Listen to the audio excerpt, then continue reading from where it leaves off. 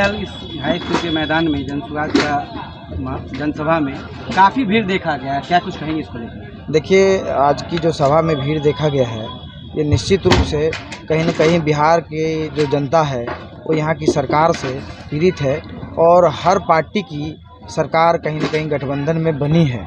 हर एक पार्टी को यहाँ के लोगों ने एक मौका दिया, वोट दिया और उनकी जो शैली काम की रही है, उनको मौका देने के बाद 45 साल से बिहार में यहाँ कुछ भी रोजी रोजगार, शिक्षा, स्वास्थ्य कुछ भी यहाँ बेहतर नहीं हुआ। पलायन रुका नहीं यहाँ से। पलायन सिर्फ रोजगार के लिए ही नहीं है।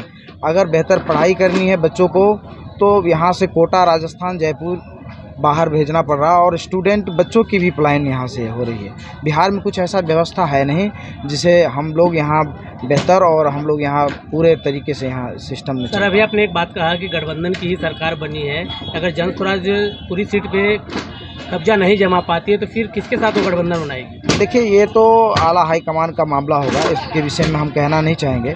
हम लोग आज आपको मालूम है जिस तरीके से 243 सीट पर लड़ रहे हैं और निश्चित रूप से हर सीट पर जो दावेदारी दिया जाएगा वो कहीं ना कहीं साफ सुथरे छवि और हमारी पार्टी का जो लय लाइन है, सही लोग, सामूहिक प्रयास और इस तरीके से हम लोग चल रहे हैं। हम लोग किसी दागी को और किसी इस तरीके के नेता को हम लोग टिकट नहीं देंगे। जन स्वराज में साफ सुथरे लोग आएंगे और इनकी जो लय बनी हुई है काम करने की, बेहतर बिहार बनाने का, बिहार में ही रोजी रोजगार, शिक्षा, स्वास्थ्य बेहतर हो, उस पर हम लोग काम कर रहे हैं। सर, इस रैली में जितेंद्र यादव की कितनी समर्थक काफ़ी?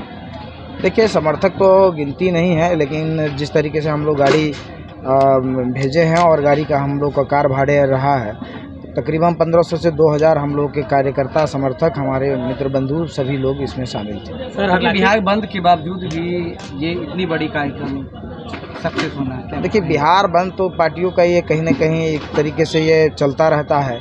साल में 2-4 बार किसी न किसी मामले को लेकर ये चलता रहता है, लेकिन विगत 45 साल से यहाँ की जो जनता रोजगार के लिए, शिक्षा, स्वास्थ्य के लिए जो दर दर भटक रही है और सरकार को देख चुकी है, उनको कोई एक रास्ता नहीं मिल रहा था, कोई विकल्प नहीं था उनके पास।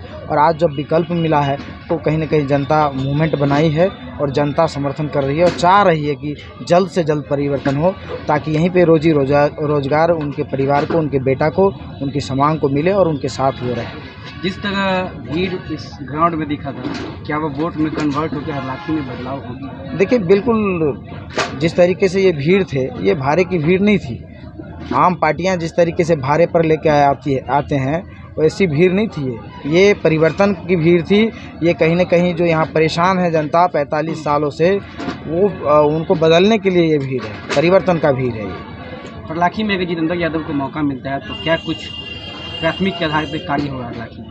देखिए, हमारी पार्टी का जो है वही, हमारी सरकार अगर बनती है तो सबसे पहले 1 घंटे के अंदर दारू चालू होगा। यहाँ शराबबंदी जो है वो चालू होगा, क्योंकि यहाँ तकरीबन 20,000 करोड़ रुपए का सालाना यहाँ राजकोष का नुकसान है। वो पैसा जब आएगा तो राज्य में बहुत सारे विकास कार्य में लगेगा। दूसरा, यहाँ शिक्षा की जो हालत है वो कहीं न कहीं सबको मालूम है किस तरीके की पढ़ाई हो रही सरकारी स्कूलों में। अस्पताल की हालत क्या है, जहाँ पे डॉक्टर है वहाँ दवाई नहीं है, दवाई है तो डॉक्टर नहीं है। तो ये सब जो व्यवस्था है, आज जो पूरे बिहार में क्राइम जिस तरीके से बढ़ गया है, इस सब पे काम होना है बिहार में और बेहतर बिहार बनाने के लिए हम लोग संकल्पित हैं।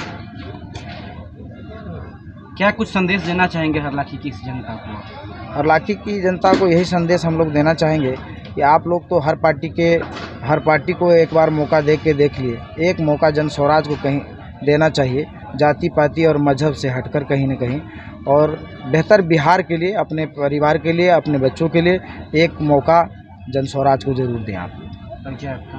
जितेंद्र यादव, हरलाखी विधानसभा अनुमंडल महासचिव, जन स्वराज।